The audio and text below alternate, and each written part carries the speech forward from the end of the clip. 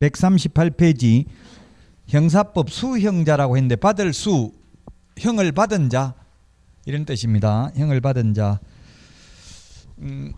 자, 순서는 제가 아까 법조문 순서대로 한다고 했습니다. 이게 3호고요. 4번이 뭐냐면 수형자 중에서 먼저 첫 번째 금고 이상 형을 선고받고 그 집행이 종료되거나 집행을 받지 아니하기로 확정된 후 3년 미경과자입니다. 3년짜리가 5개 오늘 다 하는데 46번 프린터 46번에 1번부터 5번까지 3년이 있습니다. 그 5개를 보도록 하겠습니다. 3년입니다. 즉 교도소에서 출소해도 3년 지나야 됩니다. 집행 종료가 있는데 집행 종료에는 만기 석방이 있고요. 만기 석방, 가석방이 있습니다. 가석방. 만기 출소해도 3년 지나야 됩니다. 교도소 안에서도 시험은 봐가지고 자격은 취득할 수 있습니다. 그러나 개업하려면 출소하고 3년 지나야 됩니다. 근데 가석방, 가가 가압류, 가처분, 가등기, 거짓가짜입니다. 거짓가짜. 거짓으로 석방된 경우는 남은 자녀 형기, 남은 자녀 형기를 가석방 기간이라고 하는데요. 형법에서는 가석방 기간, 시험에는 가석방 기간으로 안 나오고 자녀 형기를 다 채우고 나서 3년 지나야 됩니다. 즉 징역 3년 선고받고 1년 만에 가석방 되어도 남은 자녀 형기 2년 더 살고 나와서 또 3년 지나야 된다고요. 그래서 시험에 가석방 된 경우에는 가석방 된 날부터 3년 지나면 된다 X입니다. 남은 자녀 형기 플러스 3년 더 지나야 됩니다. 그 다음에 집행면제가 있습니다. 집행면제. 집행면제가 있는데 첫 번째 특별사면, 뭐 이번 지난 연말인가요? 특별사면, 박근혜 전 대통령 특별사면 됐죠? 그래도 중개사무소에 근무하려면 3년 지나야 됩니다. 특별사면은 3년 지나야 됩니다. 일반사면은 즉시 벗어납니다. 일반사면은 즉시 벗어난다. 일반사면이 더 좋은 거죠. 이 결론만 기억하면 되고 일반사면, 특별사면 어떻게 하는지 대상자가 누군지 시험에 안 나옵니다. 사면법에 있습니다. 더 궁금해서 보시고 싶으면 그냥 결론만 시험에 나온다. 특별사면은 3년 지나야 되고 일반사면은 즉시 벗어난다. 법률 변경. 법률 변경도 3년 지나야 됩니다. 법률 변경으로 더 이상 범죄에 해당되지 않는 경우, 지금 최근에 간통죄가 폐지됐잖아요. 간통죄는 2년 이하의 징역형인데 교도소 살고 있는 사이 간통죄 폐지되면 석방됩니다. 그래도 3년 더 지나야 됩니다.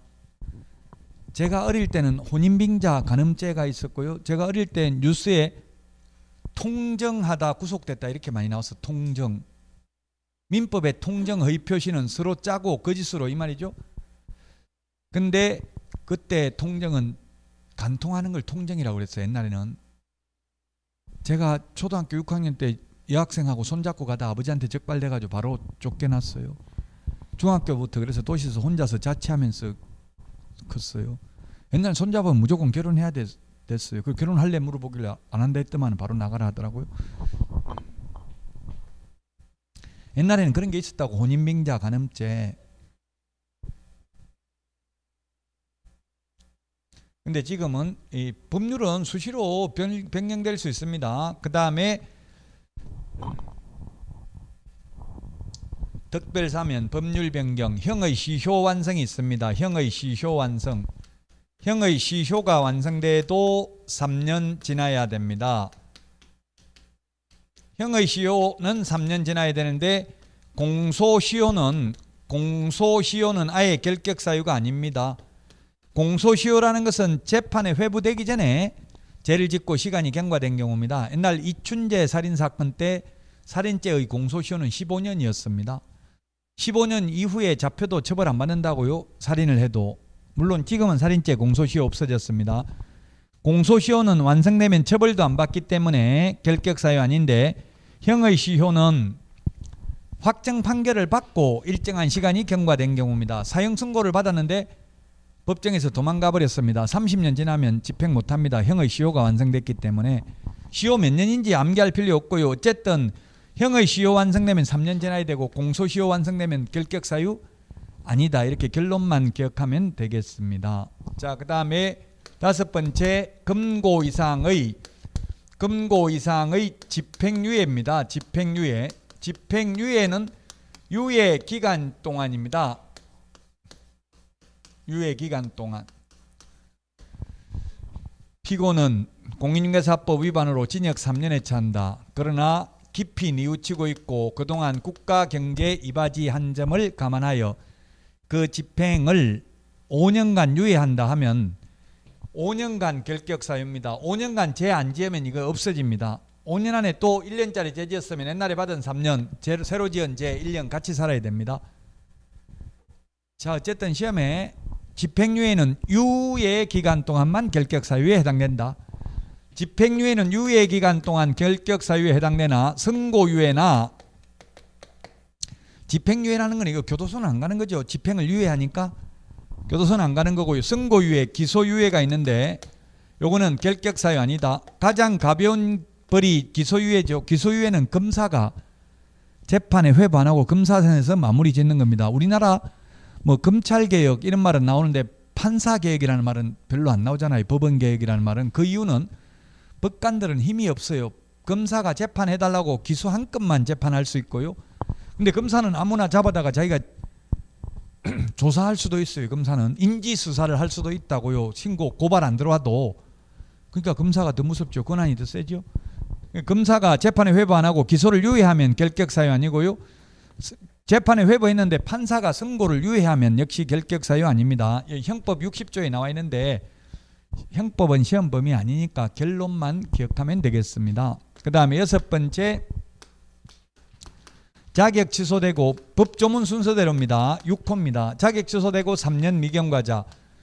우리 46번에 동그라미 2번에 있습니다. 그리고 46번에 동그라미 5번에 보면 이 하나만 자격 취소되고 3년간은 다시 시험을 볼 수도 없다. 자격도 취득할 수 없다. 5번. 46번에 5번. 이거는 46번에 2번, 5번 둘 다 해당된다고요. 즉 자격 취소되고 3년간은 개업도 안 되고 취직도 안 되고 자격도 취득할 수 없다고요. 46번에 2번하고 5번 밑줄 치놓으시고요. 그 다음에 자격 정지 기간 중에 있는 자. 자격 정지 기간 중에 있는 자. 자격 정지는 6개월 범위 내에서 자격을 정지할 수 있죠. 소속 공개사. 자, 그 다음에 등록 취소되고 3년 미경과자입니다. 등록 취소되고 3년 미경과자.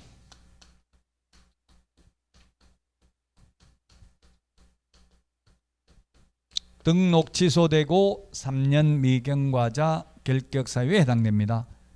등록 취소되면 폐업을 해도 3년 동안 다른 데 가서 개업도 못하고 취직도 못합니다. 그 다음에 업무정지 기간 중에 있는 자. 업무정지는 개업 공개사에 대해서 6개월 범위 내에서 업무를 정지할 수 있습니다. 그 다음에 10번째 법인 업무정지. 법인 업무정지 사유 발생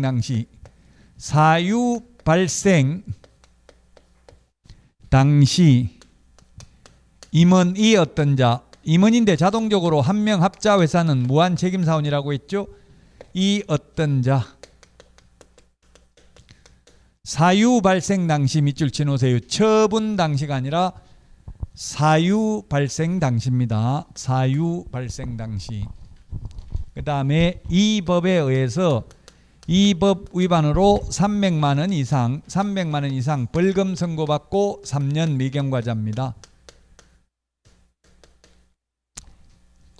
이 법 이런 말 나오는데 공인중개사법이죠. 공인중개사법 공부하면서 이 법이라고 하면 공인중개사법 위반으로 300만 원 이상 벌금을 받은 경우가 되겠고요. 그 다음에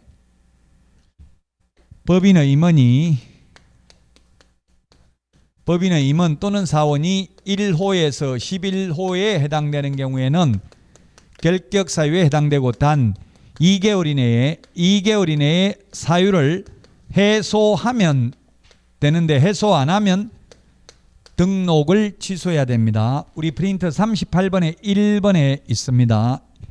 2개월 이내에 사유 해소 안 하면 등록을 취소해야 된다. 자, 그 다음에 결격사유 효과입니다. 그러면 결격사유 효과, 이 결격사유에 해당되면 첫 번째 등록하기 전, 등록 전이면 등록 전후로 나누어서 볼 수 있고요. 그 다음에 고용인으로 직원으로 취직하기 전후로 나누어서 볼 수 있습니다. 전후. 등록 전이면 등록 불가입니다. 등록 불가. 등록 불가다. 그 다음에 등록 후라면 절대적 등록 취소, 절취 사유, 절대적 등록 취소 사유, 절대적 등록 취소 사유에 해당이 되고요. 그 다음에 고용 전이라면 고용 불가. 그 다음에 이미 고용됐다면 해고해야 됩니다. 해고라는 말을 쓰지 않고 고용관계 종료라는 말을 씁니다. 고용관계 종료 사유에 해당되고 2개월 이내에 종료 안 하면 업무정지입니다. 고용인 일반 직원을 2개월 이내에 그 사유 해소 안 하면 업무정지. 프린터 42번에 2번에 있습니다. 동그라미 2번. 42번에 동그라미 1번을 보면 법인의 임원 또는 사원이 결격 사유에 해당되는데 그 사유를 해소 안 하면 절대적 취소고요. 2번 소속공개사나 중개보조원의 경우는 2개월 이내 그 사유를 해소 안 하면 업무 정지 사유에 해당이 됩니다. 지금 144, 145페이지 효과까지 다 했습니다. 자, 그 다음에 148페이지 중개사무소입니다. 149페이지 2번에 양가로 1번 등록관청 안에 사무소를 두어야 되고요. 양가로 2번 1등록 1사무소이어야 하며 이중사무소 안 된다. 만약에 이천시장에게 등록을 했다면 사무소는 이천시에 있어야 됩니다. 용인시에 있으면 안 되죠. 이천시에 있어야 되고 하나밖에 안 된다고 했습니다. 이중사무소 설치하면 150페이지 1년 이하의 징역이나 1,000만 원 이하의 벌금이고요. 양가로 3번 이동 용이한 임시중개시설물 파라솔 천막 이런 거 설치해도 이중사무소와 똑같이 1년 이하의 징역이나 1,000만 원 이하의 벌금입니다. 자, 151페이지 법인의 분사무소입니다. 사무소 하나밖에 안 된다고 했는데 법인인 경우에는 분사무소 둘 수 있다. 법인이 회사죠. 회사의 경우 지사, 지점을 둘 수 있다는 이야기입니다. 지사, 지점을 둘 수 있다. 지사, 지점을 우리 공인중개사법에서는 분사무소라고 합니다. 개인은 분사무소 둘 수 없습니다. 시험에 개인도 분사무소 둘 수 있다. X로 출제됐습니다. 자, 분사무소 설치 지역 및 개수인데요. 분사무소는 주된 사무소가 속한 시군구를 제외한 밑줄 형광펜 색칠하세요. 제외한 시군구별로 설치하되 시군구별로 1개소를 초과할 수 없다. 시군구별로 1개소를 초과할 수 없습니다. 32회 시험에 작년에 시도별로 1개소를 초과할 수 없다. X로 출제됐습니다. 시도별로가 아니라 시군구별로 1개소를 초과할 수 없습니다. 우리나라 시군구가 한 250여 개 정도 됩니다. 그럼 분사무소 최대 한 250개 가까이 설치할 수 있습니다. 그러나 현실적으로 분사무소가 있는 중개법인을 저는 거의 보지 못했습니다. 외국에는 법인이 50% 이상입니다. 제가 외국이라고 하면 선진국인 OECD 국가를 위주로 한 말합니다. 유럽이나 미국, 캐나다, 호주, 뉴질랜드 이런 나라는 50% 이상이 법인으로 구성되어 있고 법인의 분사무소 형태로 운영되고 있더라고요. 근데 우리나라는 법인이 1000개도 안 되고요. 우리나라 법인은 기획부동산 이런 이미지가 강하다고요. 사기꾼 이런 이미지가 강하다고요. 공신력 있는 이름만 들으면 알 수 있는 법인이 없죠. 홍콩, 일본만 해도 그 나라에서 가장 큰 회사가 중개법인입니다. 미국 마찬가지고요. 우리나라는 그렇게 이름만 들으면 알 수 있는 법인 자체가 없습니다. 자, 양가로 2번 분사무소 책임자는 공인중개사이어야 합니다. 다만 특수법인, 즉 다른 법률의 규정에 의해서 중개업을 할 수 있는 법인은 그러하지 아니합니다. 그러하지 아니하다는 말은 공인중개사일 필요가 없다는 이야기죠. 그래서 특수법인은 자격증 있는 사람 한 명도 필요 없다는 이야기입니다. 자, 그 다음에 152페이지 3번 분사무소 설치 신고입니다. 3번 분사무소 설치 신고. 분사무소 설치 신고인데요. 분사무소 설치 신고는 어디다가 하느냐면 주된 사무소 등록관청입니다. 주된 사무소 등록관청에 신고합니다. 분사무소 소재지 시장 분수구청장한테 한다 X입니다. 분사무소 설치 신고를 하면 7일 이내에 신고 확인서를 교부합니다. 신고 확인서를 교부하고 신고 확인서를 교부받고 나면은 업무를 개시할 수 있습니다. 신고 확인서를 교부해 준 주된 사무소 등록관청은 지체 없이 분사무소 관할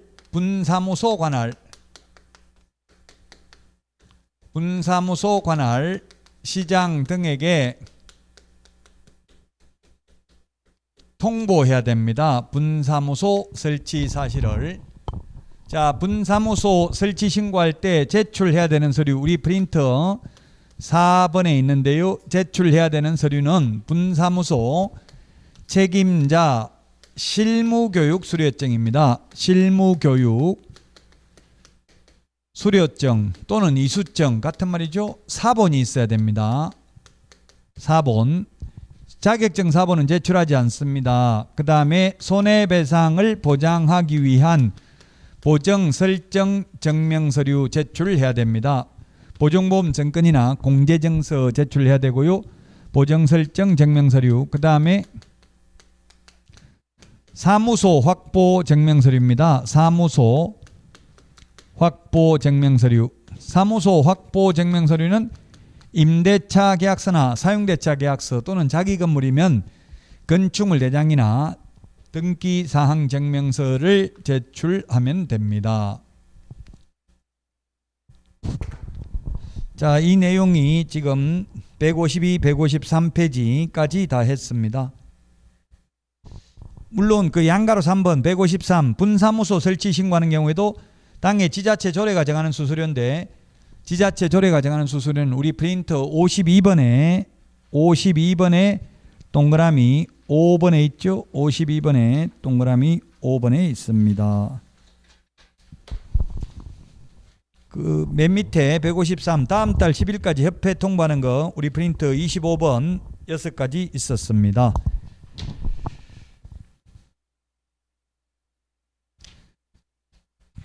자, 154페이지 분사무소 설치 신고서 오른쪽 메뉴에 7일 동그라미 해놓으시고요.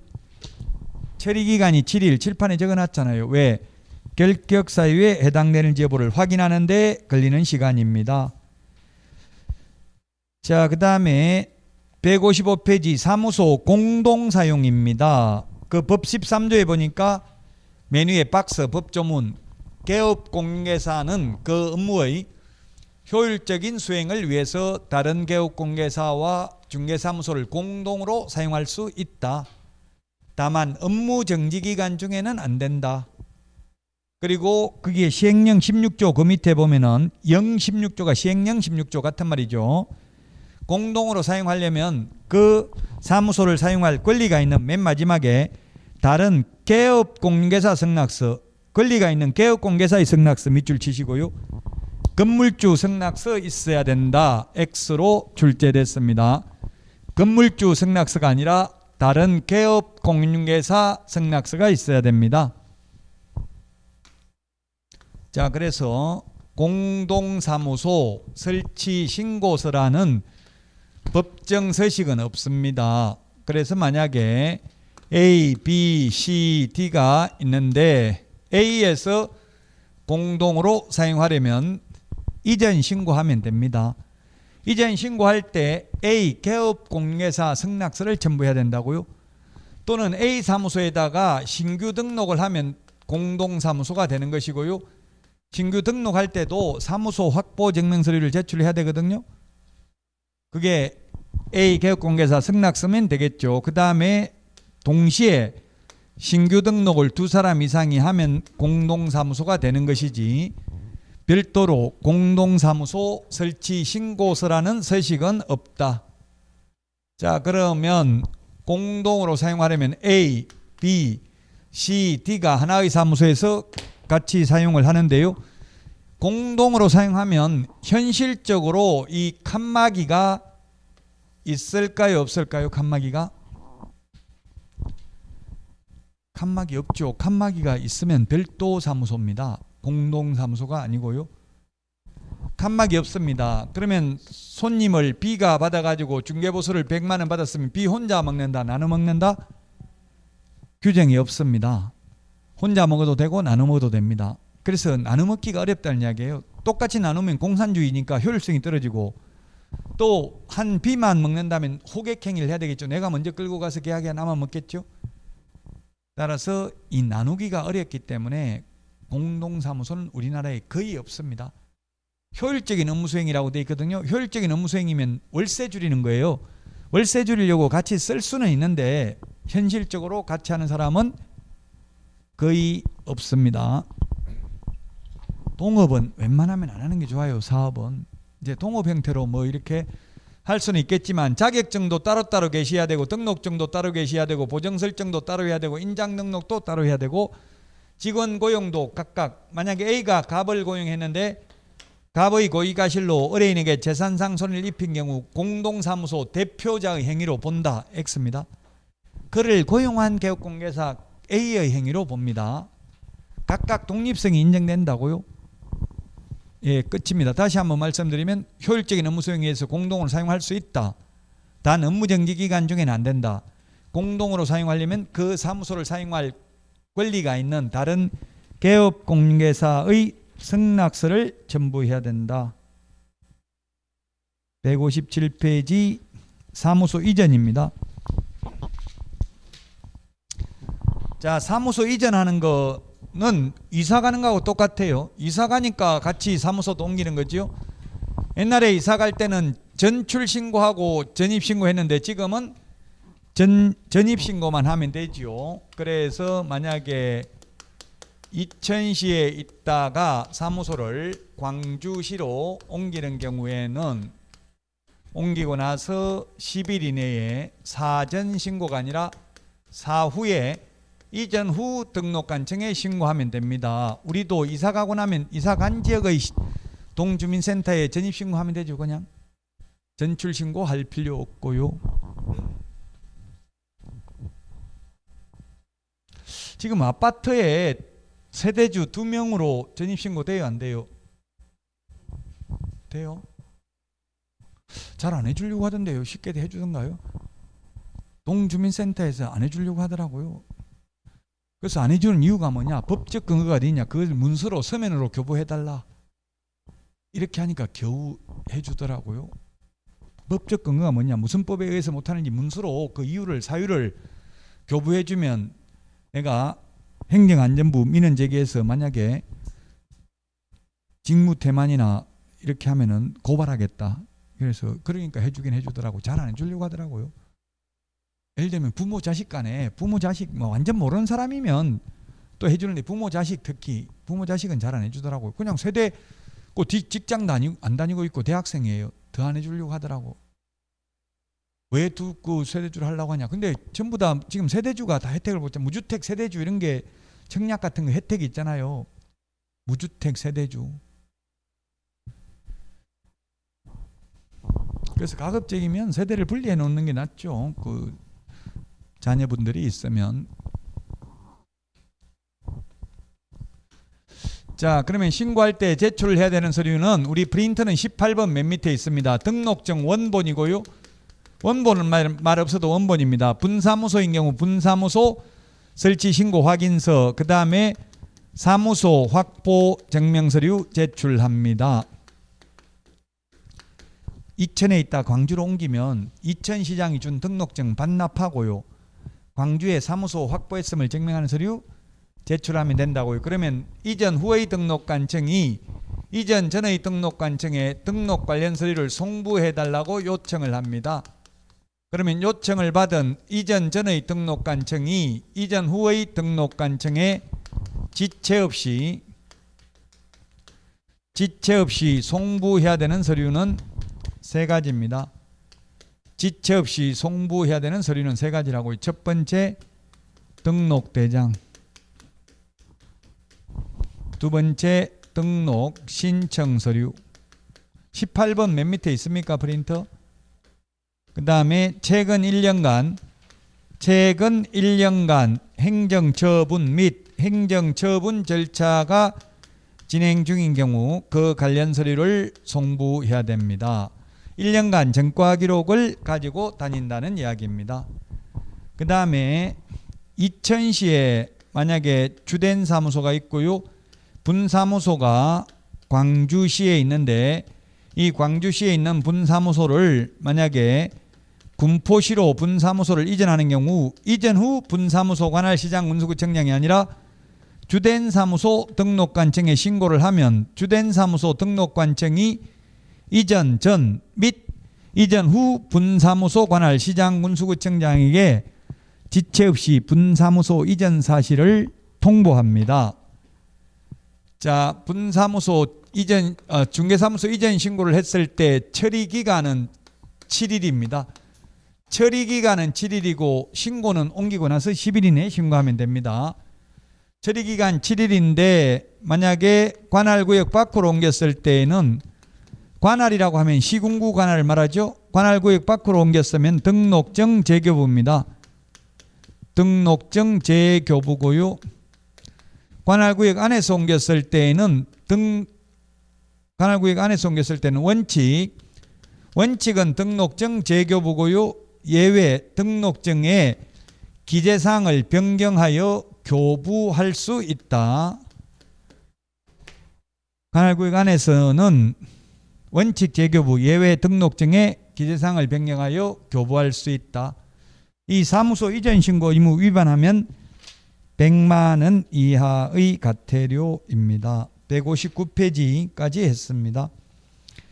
161페이지 오른쪽 메뉴에 7일 처리기간 7일이고요. 우리 프린터 39번에 12번에 있습니다. 39번에 12번. 자, 그 다음에 162페이지입니다. 162페이지.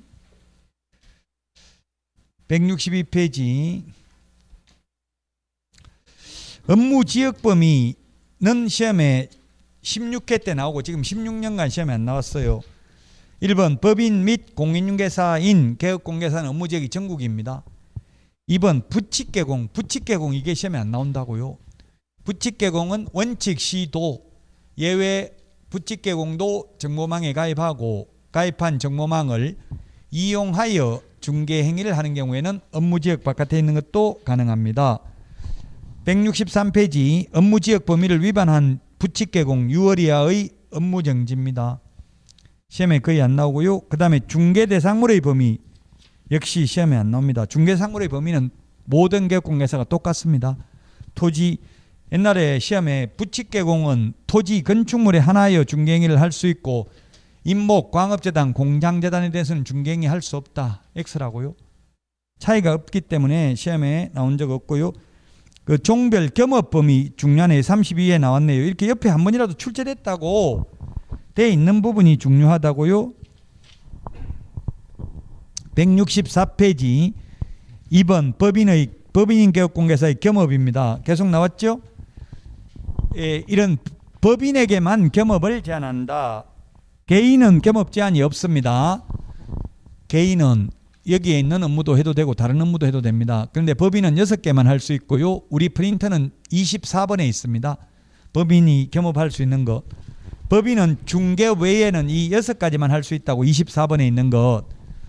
개인은 여기에 6가지도 할 수 있고 이 업무 외의 업무도 할 수 있습니다.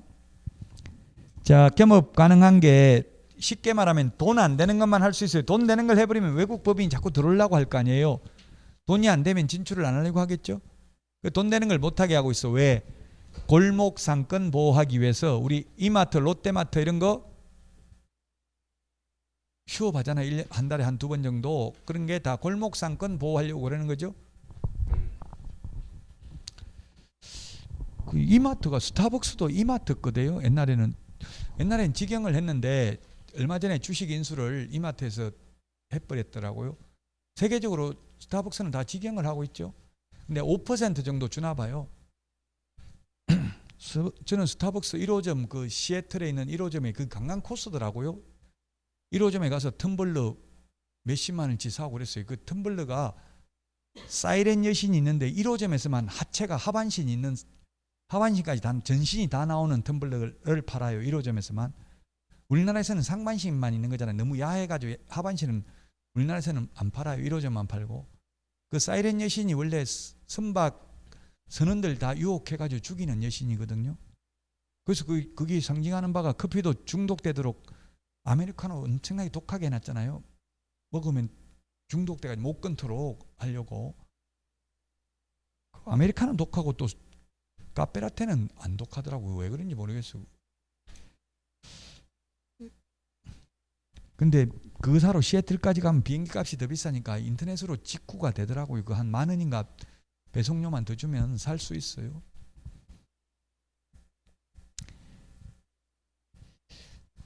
어쨌든 이마트 매출이 이마트 그렇게 전부 크게 해놓은 거나 스타벅스나 매출액이 크게 차이도 안 나더라고요. 엄청 스타벅스가 우리나라에서는 많이 판매되고 있어요. 근데 세계적으로 다 그런 건 아니죠. 베트남 이런 데는 스타벅스 거의 없어요.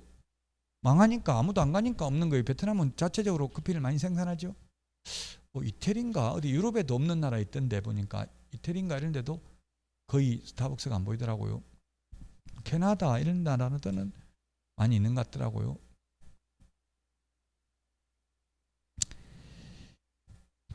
자, 먼저 겸업 가능한 거 보겠습니다. 겸업 가능한 거. 동그라미 1번 상업용 건축물 및 주택의 임대 관리 등 부동산의 관리 대행입니다. 관리 대행만 되고 임대업은 안 됩니다. 임대업은 안 됩니다. 임대업을 해야 돈 되잖아요. 관리 대행 보통 다가구 같은 거 맡기면 방 한 개에 한 10,000원 정도 주죠. 19가구 관리 대행 맡기면 한 20만 원 정도 줘요. 개업공개사에게. 돈 안 된다고. 그거는 맨날 욕만 해도 먹는다고. 왜 월세 똑바로 못 받냐, 왜 청소 지저분하게 관리 안 하냐, 이런 거 욕만 들어 20만 원 받고. 근데 임대업을 하면 한 달에 월세 40-50만 원 받는데. 2번 부동산 이용 개발 및 거래에 관한 상담업입니다. 상담업은 되는데 개발업은 안 됩니다. 이 땅 사가지고 개발을 하면 돈 됩니다. 알려면 줘야 된다고요. 직접 개발업을 하면 안 되고. 아마 앞으로 이천이 발전될 가능성이 많아요. 지금 경강선에 100만 호 공급 약속해라 대선 후보들한테 이렇게 요구하니까 대선 후보 당선돼야 되니까 급할 수 없겠죠. 지금 광주, 여주, 이천 시장들이 건의문 대통령 후보들한테 냈어요. 100만 호 경강선을 중심으로 공급해라.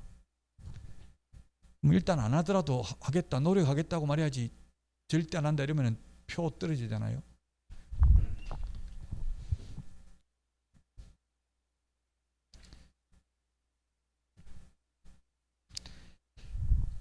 우리는 그 공약에도 나이를 먹어서 그거 지금 나중에 당선되고 나면 안 지킨다 이렇게 안 지킨다 생각을 하는데 MZ 세대들은 그냥 과거에 그 사람이 무슨 행동을 했는지 이런 거 생각 안 하고 지금 나한테 잘해주면 그냥 무조건 찍어주고 이런 성향이 약간 보이는 것 같더라고요. 저도 아들하고 싸웠어. 저하고 완전 반대더라고 투표하는 거. 그래서 말도 못 꺼내고 그냥 이제 말도 안 해요. 누구 찍으라 이런 말도 못 하고. 옛날 소리, 옛날 이야기 하지 말라면서 옛날 나도 고생했다니까. 우리도 개성했어요. 뭐 이러면서 말하지 말라더라. 옛날에 뭐 어렵게 살았다 이런 거 좀 제발 짜증나니까 이야기 좀 하지 말라더라고요. 꼰대 소리 들어요. 그런 거 하지 마세요. 여러분도. 자, 그 다음에 그 동그라미 3번 개업공개사를 대상으로 한 중개업의 경영기법 및 경영정보 제공입니다. 개업공개사를 대상으로입니다. 공인중개사 대상 X, 일반인 대상으로 X 이렇게 시험에 출제됐어요. 이게 프랜차이즈 가맹점업이잖아요. 투레쥬르 뭐 파리바게뜨 이런 거 가맹점업은 개업공개사를 대상으로 프랜차이즈 가맹점업을 할 수 있다. 경영정보 제공 컨설팅이죠. 컨설팅. 개업공개사입니다. 공인중개사 X, 일반인 X. 4번 상업용 건축물 및 주택의 분양대행, 토지 분양대행, 택지 분양대행 안 됩니다. 분양대행만 되고 분양업은 안 됩니다. 분양대행이라는 것은 남이 지어놓은 걸 대신 분양하는 게 분양대행업이죠. 분양업은 직접 지어서 분양하는 게 분양업입니다. 분양업을 해야 돈 되잖아요. 자기가 지어서 팔아야 돈 되죠. 근데 남이 지어놓은 거 분양 대신하는 것밖에 안 된다. 돈 안 되는 것만 할 수 있다 했어요. 5번 그 밖에 중개업에 보수되는 업무로서 대통령령이 정하는 업무가 뭐냐면 도배 이사업체 소개, 즉 용역 알선업만 되고 용역업은 안 됩니다. 이삿짐센터 소개시킬 수는 있지만 직접 이삿짐센터를 운영하는 것은 안 된다고요. 도배업체도 마찬가지고요. 동그라미 6번 경공매 매수 신청 대리, 입찰 대리 할 수 있습니다. 이 6번이 2006년 1월 1일 노무현 정부 때 도입됐는데 획기적인 제도죠. 민법에서 대리의 효과는 본인에게 기속되잖아요. 그 본인을 위해서 개업공개사가 즉 의뢰인이 우리 집중 경매로 낙찰받아 주세요 하는데 개업공개사가 자기 마음대로 금액 써낼 수 있다고요. 1억을 써내든 1억 5천 써내든 2억을 써내든. 그걸 만약에 사기꾼한테 마음대로 써내라고 맡길 수 없잖아요. 그럼 비싸게 써내가지고 낙찰만 받고 수수료만 챙기고 이럴 가능성도 있잖아요. 보수만 챙길 가능성이 있잖아요. 근데 전문 직업인으로 인정한 거예요. 사기꾼이 아니고. 대리권을 줬다는 것은 원래 법률행위 대리를 업으로 하는 거는 변호사만 가능해요. 우리나라에. 업으로 하는 거는. 한두 번 대리하는 거는 가능하지만 대리하고 돈 받고 대리를 업으로 하는 거는 업이라는 건 직업이죠. 변호사가 법률행위 대리를 업으로 하는 거잖아요. 소송 대리 이런 거 대리를 업으로 하는 건데 변호사만 가능했는데 지금은 이 경공매 매수 신청 대리가 변호사뿐만 아니라 법무사, 개업공개사에게도 지금은 허용됩니다. 그래서 제가 2006년 되기 전에는 뉴스에 경매, 브로커, 변호사법 위반으로 구속 이런 거 시험에 뉴스에 많이 나왔어요. 변호사만 가능하니까 변호사법 위반이에요. 이걸 입찰대리. 요즘은 그런 말 뉴스에 안 나옵니다. 167페이지 맨 위에 겸업 제한을 위반하면 두 번째 줄 등록을 취소할 수 있습니다. 법인인 개업공개사. 그리고 3번 겸업에 대한 보수인데 겸업은 중개업이 아니기 때문에 중개보수가 적용되는 게 아니다. 그래서 세 번째 줄에 합의된 보수 지급 약정에 따른다. 즉 우리 중개보수는 최대 0.9%밖에 안 되잖아요. 분양대행하고는 지금 2천에서 분양대행하면은 R 20개 준다 이렇게 돼 있더라고. R 20개가 얼마예요 이게? 2천만 원입니다. 빌라 분양대행하면 2천만 원 줍니다. 아파트 같은 경우는 MGM이나 R이랑 같은 말입니다. MGM 멤버스 갭 멤버스 MGM 300만 원 줍니다. 대체로. 뭐 청약 경쟁률이 몇 대 몇 되는 것도 다 분양대행 줘요. 분양대행을 하면 아파트. 빌라 같은 거 이런 거는 지금 굉장히 신축 빌라 이런 거 잘못 사면 위험할 수 있어요. 잘못 사거나 아니면 세입자로 들어가면 빌라 이런 거 지은 사람은 빨리 분양을 해야 되잖아요. 분양이 안 되니까 만약에 건축비가 1억 8천 들었으면 2억 정도 다 빨리 팔아버리면 이익이잖아요. 한 10개, 20개 팔면은 몇 억은 벌 수 있잖아요. 2억은 벌 수 있잖아요. 10개만 팔아도. 빨리 한 2천만 원씩 한 개 남기고 팔려고 하는데 안 팔리니까 어떻게 하냐면 이걸 2억 2천에 전세를 내는 거예요. 2억 2천에 전세. 이게 사기 수법 지금 텔레비전에 계속 나오고 있는 게 2억 2천에 전세를 준다고. 이게 전세 한 개 데리고 오면 R 20개 준다고 2천만 원 준다고 데리고 온 사람한테. 그래도 2억에 판 거나 마찬가지잖아요. 그래가지고 명의를 노숙자 명의로 넘겨버린다고. 이걸 건물주가 다 가지고 있으면 지금 종부세 이런 거 많이 나오잖아요. 노숙자 명의로 넘기고 노숙자한테 또 500만 원 줘. 명의 등기 부동산 하나 줄게 하고 돈까지 준다고요. 그러니까 뭐 얼떨떨하잖아. 노숙자 이게 웬 떡이냐. 부동산도 명의도 넘겨주지 돈까지 주지. 그 이래도 되냐. 내가 이렇게까지 호사를 누려도 되냐 하니까 된다. 그 대신에 나중에 올라가면 3억 되면 5천만 원씩 나는 2억 2천이니까 예를 들면 3억 되면 8천만 남았으면 4천만씩 나눠 먹자 이렇게 하는 거예요. 그럼 손해보면 어떻게 하냐? 손해 절대 안 본다 이렇게 이야기해요. 남는 것만 반반 나눠 먹자 이렇게 약정을 한다고요. 그럼 여기 세입자 들어간 사람은 2년 후에 보증금 갱신 요구하는 거는 고사하고 막 불안하니까 나가려고 하는 거예요. 나가려고 돈 내달라 하니까 노숙자 돈 있어요 없어요? 다른 세입자 들어오면 내줄게 하는데 들어올 사람 아무도 없다고 시세보다. 그러니까 이런 거는 시세를 잘 파악해봐야 돼. 주변 시세가 얼마인지 이런 걸 봐야 된다고요. 주변 시세보다 비싸게 들어가면 나오기 힘들어요. 가장 힘든 게 주변 시세보다 비싸면 나중에 방 빼기가 힘들다고요. 그러니까 가급적이면 좀 싸게 들어가는 게 좋고, 이런 거는 전세는 굉장히 위험해요. 월세가 깎긴 하지만 월세를 차라리 내는 게 나을 수도 있다고요. 떼이는 것보다는. 자, 그 다음에 고용인입니다. 168페이지 고용인. 고용인이 누구냐면은 직원입니다. 직원을 고용인이라고 합니다. 고용인, 직원입니다. 직원을 고용인이라고 한다. 고용인에는 두 가지가 있다. 자격증을 따가지고 취직한 사람을 소속 공인중개사, 자격증 없이 취직한 사람을 중개보조원이라고 합니다. 중개보조원. 근데 현업에서 보조원님, 소속 공인중개사님 이렇게 부르는 거 한 번도 못 봤어요. 그냥 실장님, 상무님 이렇게 불러요. 전무, 뭐 부장. 여자분은 대부분 실장이라 하더라고요. 남자분은 부장, 나이 어리면 부장, 나이 좀 있으면 저는 상무로 또 취직했어요. 소속 공인중개사는 개업공개사에 소속된 공인중개사로서 중개 업무를 하거나 개업공개사의 중개 업무를 보조하는 자를 말한다. 중개보조원은 공인중개사가 아닌 자로서 중개 업무는 안 되고 보조만 할 수 있다. 그 중개 업무가 무엇인지 유권 해석은 중개 업무는 확인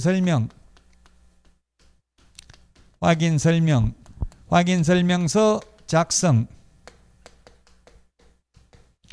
계약서 작성 이런 것이 중개 업무이다. 중개보조원은 이런 거 못합니다. 계약서 작성 같은 걸. 자, 고용인이 직원이다. 자, 그러면 168페이지 고용인 법제 15조 2항 찾았어요. 168 15조 2항 소속 공인중개사 또는 보조원의 업무상 행위는 형광펜으로 색칠 좀 하세요. 업무상 행위는 그를 고용한 개업공개사의 행위로 본다. 맨 마지막에 본다. 168페이지 법 15조 2항 찾았죠? 168페이지 밑에. 자, 그러면 169페이지 맨 밑에 고용인의 고용인데 고용해도 되고 안 해도 되고 직원 없이 근무해도 되고 사장 혼자 근무해도 되죠. 자유입니다. 고용해도 되고 안 해도 되고 인원수 제한도 지금 현재는 없습니다. 앞으로 인원수 제한을 하려고 합니다. 입법 예고된 거에 의하면. 자, 그 다음에 170페이지 양가로 2번 옆에 이제 출제됐다고 돼 있네요. 동그라미 1번 두 번째 줄에 고용신고는 업무 개시 전까지 고용신고해야 됩니다. 그 다음 세 번째 줄 맨 뒤에 고용관계 종료된 경우는 10일 이내 밑줄 치십시오. 10일 이내 신고입니다. 고용신고는 업무 개시 전에, 고용관계 종료 신고는 사후 10일 이내라고요. 170페이지 양가로 2번에 동그라미 1번 두 번째 세 번째 줄에. 자, 그 다음에 170페이지 맨 밑에 양가로 3번 교육을 받아야 되는데요. 동그라미 1번 소속 공인중개사는 실무교육, 중개보조원은 직무교육 받아야 됩니다. 소속 공인중개사가 받는 그 교육을 실무교육이라 하고요. 중개보조원 될 사람이 받는 교육을 직무교육을 미리 받아야 됩니다. 우리 프린트 53번에 교육제도 5개 표로 나와 있습니다. 실무교육 뒤에 가면 또 교육제도 나옵니다. 자, 그 다음에 173페이지 개업공개사의 책임인데 양가로 1번 민사책임, 그 다음 페이지 넘겨서 보시면 174페이지 행정상 책임 양가로 3번 형사책임이 있습니다.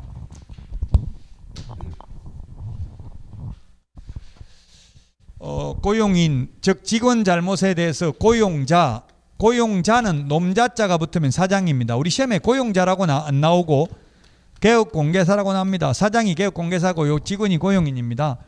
사장은 직원 잘못에 대해서 책임을 져야 되는데 책임을 져야 되는데 무슨 책임을 지냐면 첫 번째 민사 책임, 두 번째 행정상 책임, 세 번째 형사 책임을 부담합니다.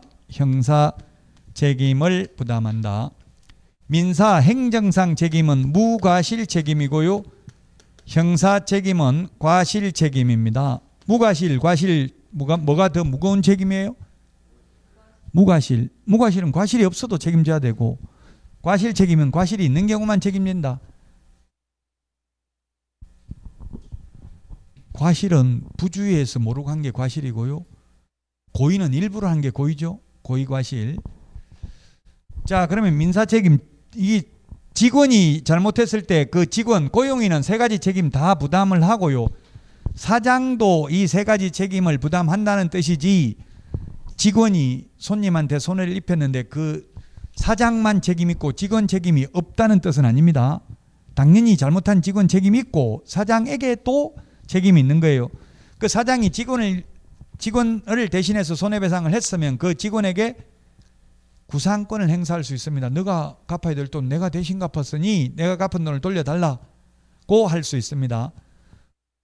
그냥 생돈을 갚지는 않고요. 보험금을 준다고 보험금을 받아가 버리면 보험회사에서 개업공개사에게 구상권 행사잖아요. 네가 내놔라 이러면 개업공개사는 다시 직원한테 너가 잘못해가지고 생긴 손해니까 또 달라고 할 수 있다고요. 자, 민사 책임이 있고요. 행정상 책임은 직원이 업무정지에 해당되는 위반 행위를 했으면 사장은 자기 잘못이 없어도 업무정지 받을 수도 있다. 자, 그 다음에 형사책임. 형사책임은 과실책임입니다. 과실이 있는 경우에만 형사책임을 부담합니다. 뒤에 또 형사책임은 양벌 규정이 뒤에 나옵니다. 우리 교재 174페이지 그 박스 법 50조 뒤에 가면 나옵니다.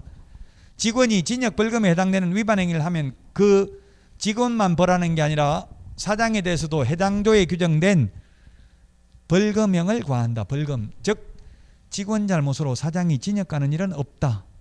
벌금형을 과하는데 다만 개업공개사가 그 위반 행위를 방지하기 위하여 상당한 주의와 감독을 게을리하지 아니한 경우에는 그러하지 아니하다 이렇게 되어 있죠. 다만 그 과실이 없으면 양벌 규정에 의해서 벌금을 받지 않는다는 이야기입니다. 법 50조 그 박스 안에 있는 거 말씀드리는 거예요. 지금 174페이지 엄형 처리되어 있는 법 50조 박스 안에 있죠.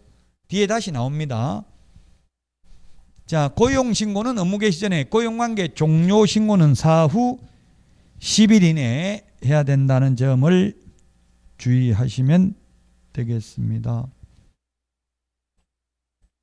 자, 여기까지 하고 쉬었다가 인장 등록, 휴업 2개 하고 오늘 문제까지 풀고 마치도록 하겠습니다. 쉬었다 하겠습니다.